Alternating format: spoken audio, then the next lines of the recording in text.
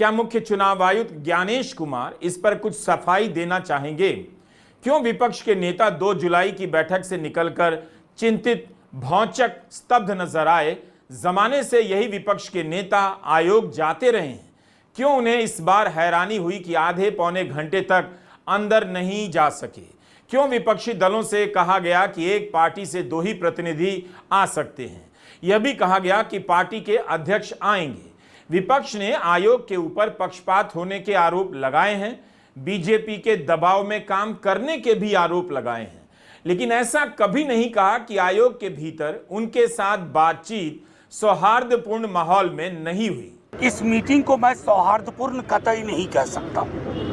मेरे पास कोई कारण नहीं है। हम सब ने बिहार की चिंता रखी, गरीब, गुरबे, दलित, पिछड़े, अल्पसंख्यक मुसलमानों की चिंता रखी, लेकिन उस चिंता से जो चिंतन की व्युत्पत्ति होनी चाहिए थी, उसका अभाव देखा हमने। मैंने कहा कि सौहार्दपूर्ण मैं कतई नहीं कहूंगा, लेकिन यहाँ देख करके काफी आश्चर्य हुआ और देख करके ये आश्चर्य हो रहा था कि अंदर हमारी बातों को, डेलीगेशन को सुनने के लिए भी नहीं तैयार था।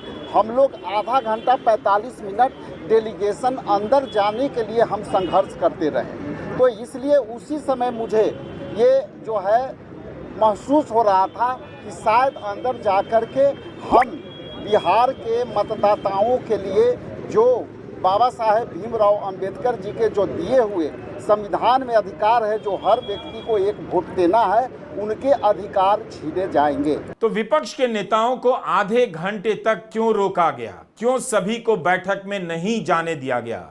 विपक्ष के नेता यह बात आयोग की बैठक से निकलकर उसी की इमारत के बाहर कह रहे थे। 11 दलों के नेता गए थे। क्या आयोग के पास इतना बड़ा कमरा नहीं कि 20, 22, 30 लोगों को एक साथ बिठाया जा सके? अभिषेक मनु सिंघवी ने कहा कि 22 लोग गए मगर 18 को ही मिलने दिया गया। जयराम रमेश दशकों से संसदीय जीवन में हैं, राज्यसभा सदस्य रहे हैं, मंत्री रहे हैं, फिर भी इन्हें नहीं जाने दिया गया।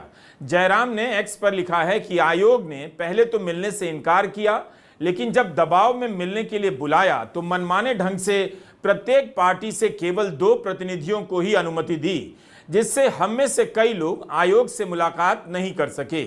मैं स्वयं लगभग 2 घंटे तक प्रतीक्षालय में बैठा रहा।